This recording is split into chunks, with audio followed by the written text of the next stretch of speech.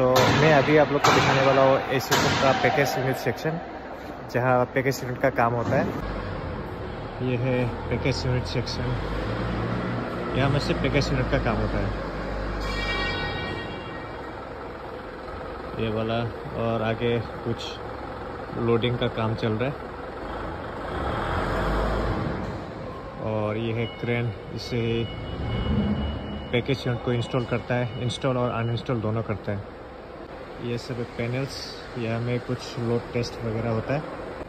और ये दूसरा पैनल, ये रहा पैनल।